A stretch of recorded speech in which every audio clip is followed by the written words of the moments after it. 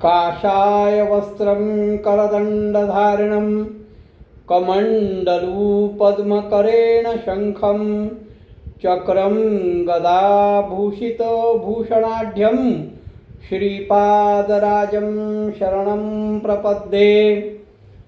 नमो जन्मभूमी जिथे जन्म झाला, नमो आर्यभूमी जिथे वाढीला, नमो कर्मभूमी जिथे गुप्त झाला।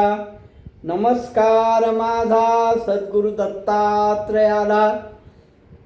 अवधूत चिंतन श्री गुरुदेव दत्त। साधकांनो,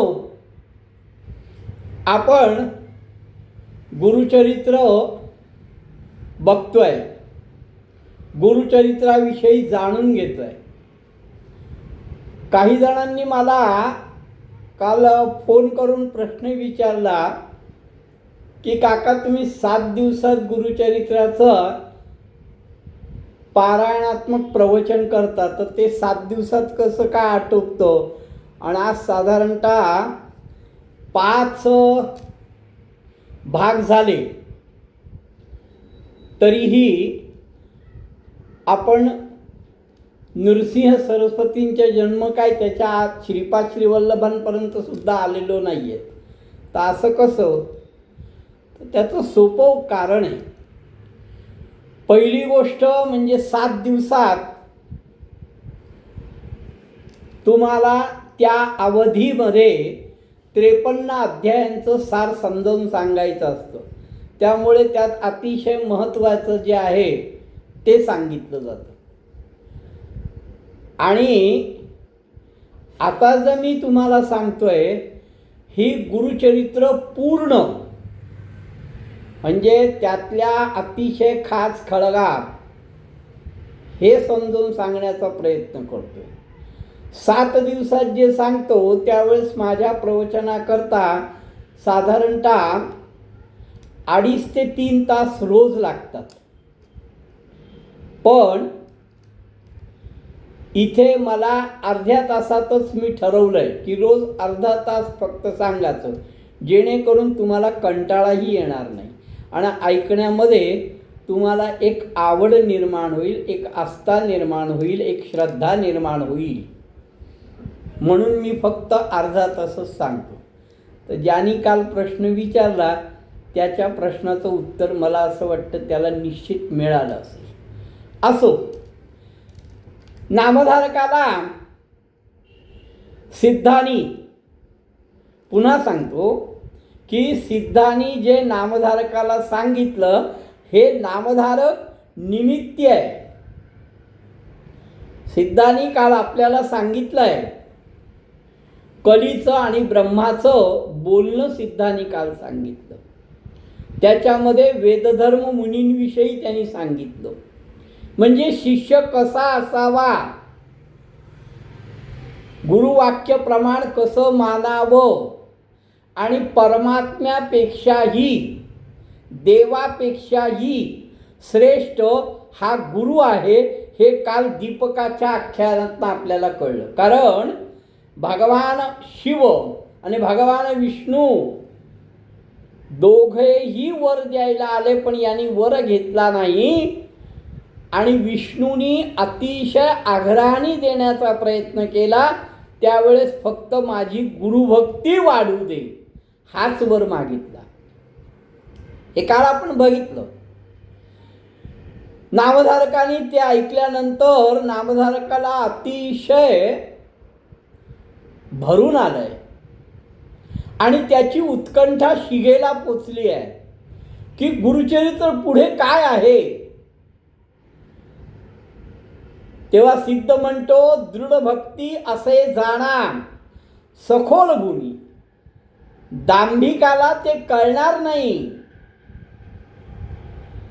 म्हणून गुरुला उपमा देताना काय उपमा द्यावी, तर गुरुला त्यांनी कल्पतरूची उपमा दिली आहे, गुरुला त्यांनी कामधेनूची उपमा दिली आहे. मनामध्ये जे तुम्ही योजाल तुमची जी जी इच्छा निर्माण होईल ती गुरु पूर्ण करतोच, निश्चित करतो. पण याकरता गुरुनिष्ठा, गुरुवाक्य प्रमाण, गुरु आज्ञा पालन या मूलभूत गोष्टी आहेत, या केल्या पाहिजे. हे ऐकल्यानंतर नामधारक हात जोडतोय आणि सिद्धाची विनवणी करतोय. श्री गुरु सिद्ध योगेश्वरा कामधेनु कृपा सागरा. आता त्यांनी त्या नामधारकांनी सिद्धालाच कामधेनूची उपमा दिली आहे, सिद्धाला गुरुपदी बसवलंय. स्वामी तुम्ही मला सांगा, माझं मन निर्मळ आहे आणि आता मला फक्त वेध लागलेत ते गुरुचरित्र ऐकण्याचे. गुरु त्रैमूर्ती हे मी ऐकलंय, पण हे त्रैमूर्ती मनुष्य लोकामध्ये का जन्माला आले, मनुष्य म्हणून का जन्माला आले हे सांगावं. आणि म्हणून चरणी लागलाय, नमस्कार करतोय. अहो गुरु त्रैमूर्ती ऐको कानी, का अवतरले मनुष्य योनी, सर्व सांगावे विस्तारोनी. की मनुष्य योनीमध्ये मनुष्य जन्म घेऊन गुरु का अवतरले, ते तर त्रैमूर्ती आहेत हे मी ऐकलंय. मग तो योगेंद्र योगी काय म्हणतो, अरे शिष्या तू खरा पूर्णचंद्र आहेस, माझाही बोध समुद्र तू उत्सवलायस आणि आता तुला ज्याप्रमाणे ऐकण्याची उत्कंठा आहे त्याचप्रमाणे आता मला सांगण्यामध्ये सुद्धा स्वारस्य निर्माण झालंय. तुझ्यामुळे मला हे सुख लाभलंय, माझं गुरुदास्यत्व फळाला आलंय, मी तर परब्रह्म अनुभवलं रे. पण ते मला सगळं आता आठवतंय, त्याला कारणीभूत तूच आहे. अरे मी भूमीवर हिंडत होतो, कोणीही मला गुरुचरित्राबद्दल विचारलंच नाही आणि तू असा पहिला आहेस ज्याने मला गुरुचरित्राविषयी विचारलं. त्यामुळे मला अत्यानंद झालाय आणि मला सांगण्याची आनंद होतोय, सांगण्याचं उपरती होतीये. अरे ज्याला ही कथा गोड वाटेल त्यांनी ही ऐकावी एकचित्त मनोभावे. तूच फक्त केवळ गुरुभक्त आहेस आणि म्हणून माझ्या मनामध्ये आता येतंय की ही गुरुचरित्राची कथा ऐकल्याने तुला चारही पुरुषार्थांचा लाभ होईल. धनधान्य, संपत्ती, पुत्र पौत्र, यशौख्य सर्वाची तुला प्राप्ती होईल. कारण मी मगाच सांगितलंय, हे नामधारका हे तुला सगळं मिळेल याचं कारण मी मगाच सांगितलंय. काय? गुरुचरित्र कामधेनू वेदशास्त्र संमत जाणू. वेदशास्त्रांनी सुद्धा ज्याला संमती दिली आहे की ते कामधेनू आहे आणि अवताराला त्रैमूर्ती आपण नरवेश कलियुगी. आणि म्हणून कलियुगामध्ये हा त्रैमूर्ती नरवेश घेऊन अवतरलाय. म्हणजे श्रीपाद श्रीवल्लभ आणि नृसिंह सरस्वतींबद्दल सिद्ध सांगतोय. हे सिद्धाचं बोलणं ऐकल्यानंतर नामधारकाच्या मनात पुन्हा प्रश्न निर्माण झाला. कुठल्या कारणाकरता कलियुगामध्ये मनुष्य योनी जन्म घेतला, त्याचं कारण काय हे मला विस्तारून सांगा. आणि म्हणून पुन्हा सिद्धाला विनंती करतोय. सिद्ध म्हणतोय, हे नामधारका, त्रयमूर्तीचे 3 गुण, आदि वस्तू आपण एक आणि प्रपंच वस्तू 3 जाण. तर हे 3 युग कशाचे, 3 गुण कशाचे आहेत? तर ब्रह्म याचा जो आहे तो रजोगुण आहे, विष्णूचा जो आहे तो सत्वगुण आहे, आणि उमारमण म्हणजे शिव महादेव यांचा जो गुण आहे तो तमोगुण आहे. पण ही तिघांची एकच मूर्ती आहे. हे तिन्ही गुण म्हणजे एकच आहेत. ब्रह्माने सृष्टीची रचना केली, विष्णूने त्याचं पालन केलं, आणि रुद्रानी म्हणजे शिवानी प्रलय आणला. हे 3 मूर्तींचे 3 गुण आहेत. एकापासून एकही वेगळा होऊ शकत नाही. काही कार्याकरता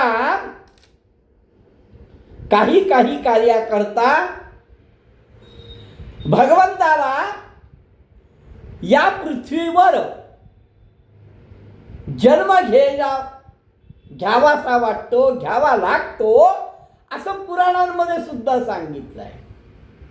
त्याचं मी तुला एक उदाहरण देतो की पूर्वी अंबरीश ब्राह्मण एकादशीचं व्रत करत होता, आणि त्याच्या एकादशीच्या व्रतामुळे भगवान विष्णूंना, नारायणांना, परमात्म्याला अवतार घ्यावा लागला. मग नामधारक म्हणतो, हे कसं काय?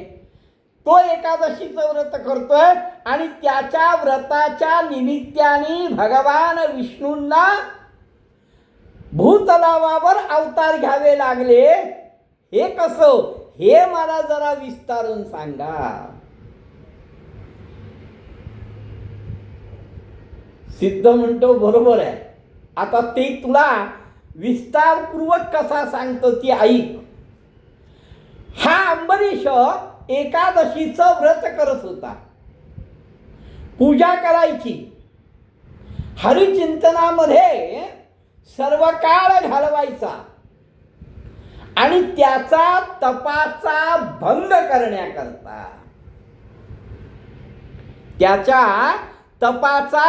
करण्याकरता दुर्वास ऋषी आलेले आहेत.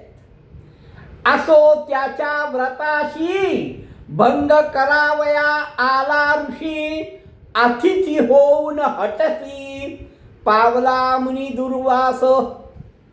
दुर्वास ऋषी हा हटयोगामधले होते, तापसी होते, तामसी होते, क्रोधिष्ट होते, आणि ते याच्या व्रताचा तपोभंग, व्रतभंग करण्याकरता म्हणून त्याच्या दारात अतिथी आले. त्या दिवशी द्वादशी होती. आदल्या दिवशी अंबरीशाचं एकादशीचं व्रत होतं, आणि दुसऱ्या दिवशी द्वादशीला दुर्वास ऋषी आलेले आहेत. आला अतिथी कारणिक, अंबरीशास पडला धाक. आता अंबरीशाला चिंता निर्माण झाली की हे आता आलेले आहेत, आज द्वादशी आहे, मला पारणं करायचंय, माझ्या एकादशी व्रत काल जे होतं त्याचं आज मला पारणं करायचंय. ऋषी तर आलेले आहेत. तो धावत गेला, त्यांना नमस्कार केला, अर्घ्य पार्घ्य केली, पूजा केली, हात जोडून उभा होता, आणि सांगितलं, गुरुवर्य, ऋषीवर्य,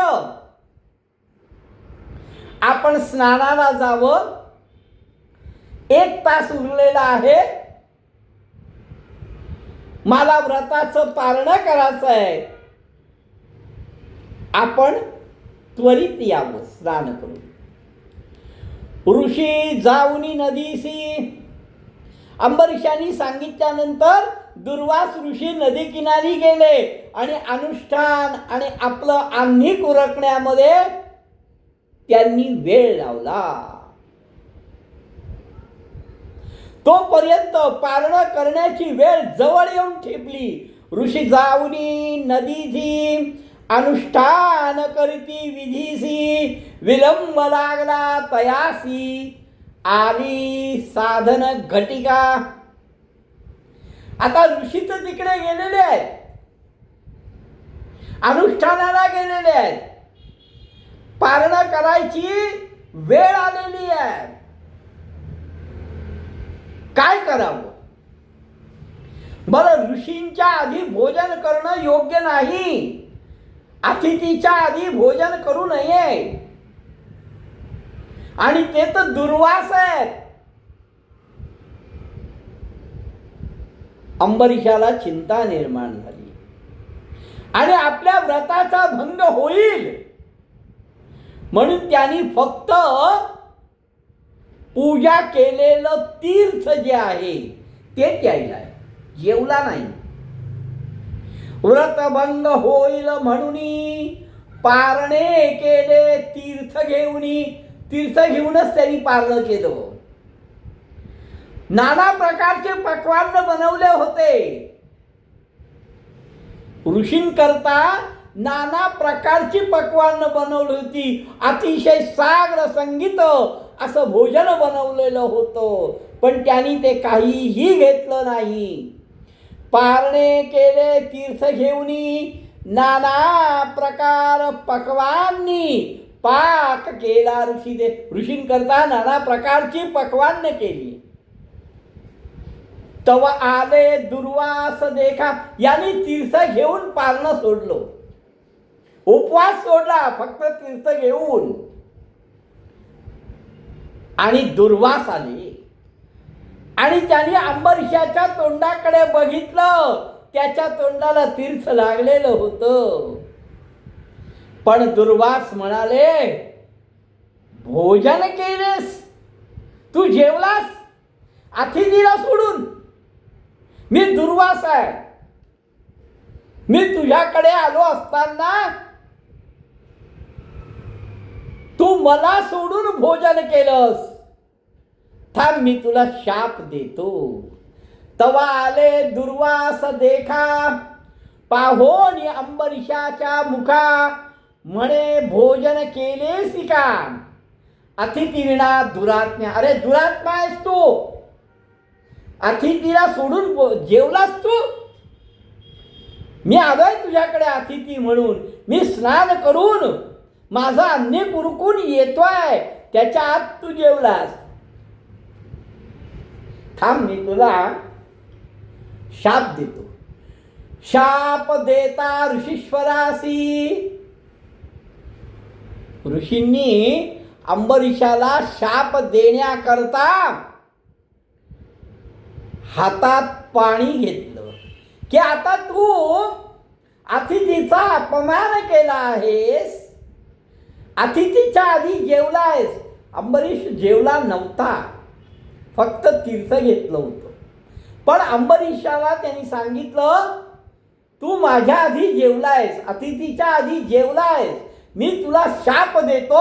असं म्हणून दुर्वासांनी हातामध्ये पाणी घेतलं. अंबरीश राजाने विष्णूचं स्मरण केलं. नारायणा, वाचव रे आता. अरे माझ्याकडनं कुठलाही अपराध घडला नाही, माझ्याकडनं कुठलीही चुकी घडली नाही आणि ऋषी मला शाप देतायत. मी एकादशीचं पारणं फक्त तीर्थ घेऊन केलंय, कारण व्रत केलंय. विष्णूचा धावा केला आणि विष्णू ताबडतोब वैकुंठ सोडून तिथे धावत आला. हा भक्तवत्सल नारायण, हा विष्णू शरणागताचं रक्षण करण्याकरता पुराणामध्ये याचं वर्णन असं आहे की हा शरणागतांचं रक्षण करतो, हा भक्तांचा कैवारी आहे, हा भक्तवत्सल नारायण आहे असं पुराणांमध्ये वर्णन आहे. आणि त्या वर्णनाला साजेस म्हणून नारायण त्या ठिकाणी धावत आले. शापिले ऋषीने द्विजासी, जन्मावेगा अखिल योनिसी,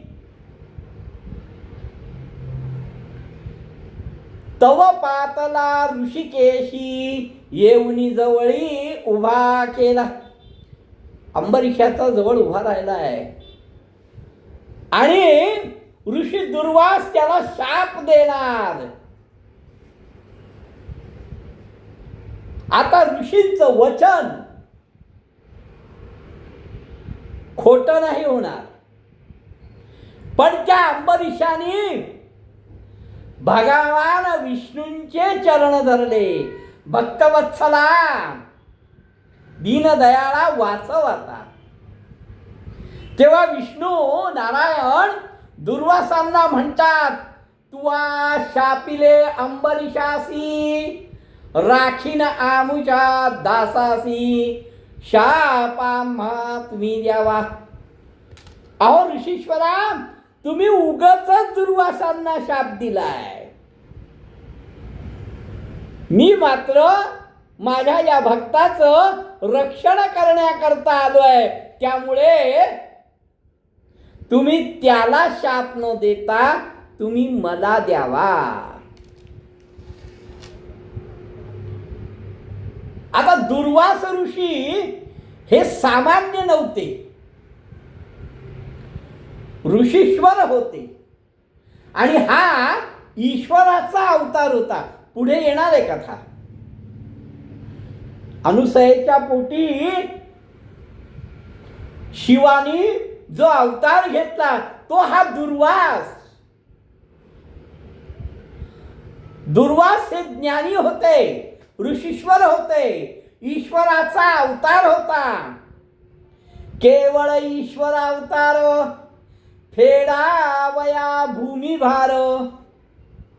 भूमीचा भार फेडण्याकरता या ईश्वराने हा अवतार घेतलेला होता. त्यांनी जाणलं, म्हणतोय मनामध्ये ऋषी म्हणतात की अनेक युगांपर्यंत ऋषी मुनी तप करतात.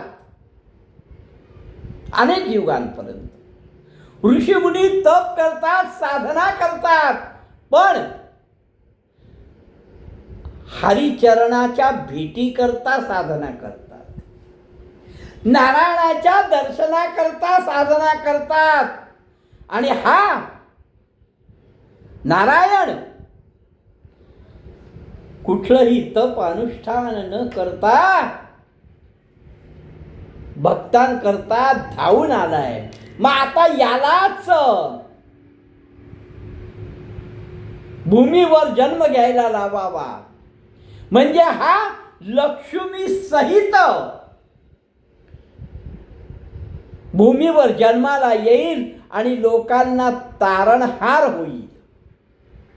सगळ्या भक्तजनांना हा तारक होईल. त्यामुळे यालाच भूमीवर जन्म घ्यावा लावा. म्हणून परोपकाराकरता, भक्तांकरता परोपकार संबंधेशी शाप द्यावा विष्णूशी. परोपकाराकरता आता भगवान विष्णूंना शाप द्यावा. भूमी भार कमी करण्याकरता भगवान नारायणाला आता शाप द्यावा, असा मनात विचार दुर्वासांनी केला. तेव्हा दुर्वासांनी शाप दिलाय विष्णूला. दुर्वास म्हणे विष्णूशी, अवतारोनी भूमीसी नाना स्थानी जन्मावे. तुम्ही म्हणताय त्याच्याऐवजी मला शाप द्या, तर मी तुम्हाला शाप देतो, तुम्ही भूमीवर अवतार घ्यावा. आणि कुठे? नाना स्थानी, अनेक स्थानावर. आणि असे 10 अवतार, 10वा अवतार पूर्ण अवतार. प्रसिद्ध होसी वेळ 10, उपर अवतार पूर्ण 10. सहज तू विश्वात्मा, स्थूल सूक्ष्मी वससी तू. तू परमात्मा आहेस, पण तू आता भूमीचा भार हलका करण्याकरता या भूमीवर कार्याकारणाकरता नाना ठिकाणी जन्म घ्यावा, असे 10 अवतार घ्यावे. ऐसा कार्याकारण शाप अंगीकारी जगाचा बाप. विष्णू हा जगाचा बाप आहे. त्यांनी त्या शापाचा अंगीकार केला. दृष्टांवर त्याचा कोप आहे आणि सृष्टीचं प्रतिपालन करणं हा त्याचा धर्म आहे. ऐसे 10 अवतार झाले, याचं वर्णन भागवतामध्ये अतिशय सुंदर आहे. मत्स्य, कुर्म, वराह, वामन, राम, परशुराम, कृष्ण, अशा प्रकारचे 10 अवतार. ऐसे 10 अवतार झाले. तुमच्या पुराणानुसार तुम्ही ऐकले असतील, भागवतामध्ये सांगितलंय, हा अनंतरूपी नारायण दुर्वासांच्या शापामुळे त्याला 10 अवतार घ्यावा लागले. कारण अवतार होते. आता प्रत्येक अवताराकरता कारण झालं. जसं वामन अवताराचं म्हणाल तर बळीला पाताळात घालण्याकरता किंवा बळीचा उद्धार करण्याकरता, रावणाचा वध करण्याकरता किंवा धर्माची स्थापना करण्याकरता, अशा काही ना काही कारणाकरता त्यांना अवतार घ्यावे लागले. ते ब्रह्मज्ञानी जाणती, ज्यांना ज्ञान आहे तेच हे जाणू शकतात. मूढ लोक याविषयी थट्टाच करतील. अजून एक तुला सांगतो, अनुसया, ज्याप्रमाणे हे 10 अवतार झाले, त्याचप्रमाणे भगवंताचा अवतार कलियुगामध्ये किंवा भगवंताचा अवतार मनुष्य योनी भूलोकावर आणखीन झाला. सिद्ध म्हणतो, आणि का तुझं सांगेन, विनोद झालंसे सहज. सहज विनोदाकरता ही कथा झाली आहे. खरं ही कथा ही विनोदीच वाटते आहे, पण ही घडली आहे. अनुसया जी अत्रि ऋषींची भार्या, अत्रि ऋषींची पतिव्रता, अत्रि ऋषींची पत्नी पतिव्रता,